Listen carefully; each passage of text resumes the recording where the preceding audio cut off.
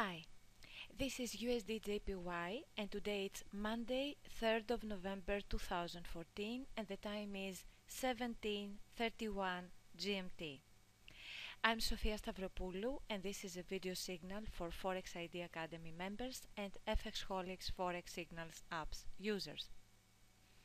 We are looking at the H4 time frame of the pair. I'm using Ichimoku Kinko-Hyo, Bollinger Bands, Fractals and TDI, Traders Dynamic Index, which you can find free and download it online and add it to your MetaTrader. TDI, I've switched from stochastics to TDI because it gives me more accurate, more reliable signals. When there is a cross between the green line and the red line on TDI, it is a change in directional in the direction of the price. It is not a potential change or just a fluctuation. Okay. Now, combined with the signals from the other systems, this set of tools is a true killer. You just have to practice a lot on your demo account and then you will see what I mean. Now, we see that the pair wants to fly and it has already exploded. Let's go to the monthly time frame. We see the pair going up to God after a very strong bullish Kumo breakout on monthly. On the weekly, a very aggressively bullish picture. On the daily, the same. You see how sharp the edge of the leading Kumo is. And on the H4, it looks like there might be a correction, but TDI shows that the green line, after going below the red, is ready to cross above the red. So if that happens, that means that the pair will continue higher. Otherwise, get prepared for a nice short entry, because if the correction happens now and the pair doesn't go higher for now, if the correction starts now where the pair is, then we are going to see a move at least down to the median Bollinger Band, at least down to the 111 price level. Okay, and that will be a great move. So how can you monitor that? You go to the smaller time frames, because here you are getting now you don't have a clear signal yet. If you want to enter short, you want to see a bearish price Tenkan-Sen cross. You want to see a clear bearish cross on the TDI. We have here a candlestick pattern, a double top lower close, but the candlestick has not closed yet, and we have just indications. Everything is in progress. So let's go to smaller time frames to see something clearer and firmer. So on H1 we see that we had a double top lower close clearly, and that candlestick has closed. An up fractal on the upper Bollinger Band clearly.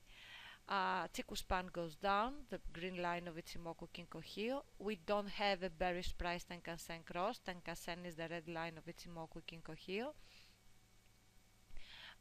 We don't have it yet, and we don't have a clear cross, a bearish cross on TDI. We don't see the green line crossing below the red yet. So on H1 we should wait. It says wait. On M30 we had the bearish cross of the TDI here a few candlesticks ago. The double top lower close candlestick formation, which is a bearish reversal, the up fractal on the upper Bollinger Band, and we are now about to see a bearish price Tenkan-Sen cross, but we want it not to be marginal. We want a big body bearish candlestick crossing and closing below Tenkan-sen, the red line of Ichimoku Kinko Hyo. If you see that, you can enter short from M30, placing your stop loss at the upper Bollinger Band and a few pips higher, and your take profit target can be the median Bollinger Band as a short-term take profit target, then the lower Bollinger Band on M30, and then you go to H1 and wait to see the price's interaction with the median Bollinger Band, and if everything keeps being bearish, you go for the lower Bollinger Band on the H1. And if the downward move continues, you go to H4 and see the price's interaction first with Tenkan-sen, then with Kijun-sen, which now is at the same level with the median Bollinger Band, and you decide if there is space for the price to move lower, and of course you monitor the trade from smaller time frames. So this is it for now.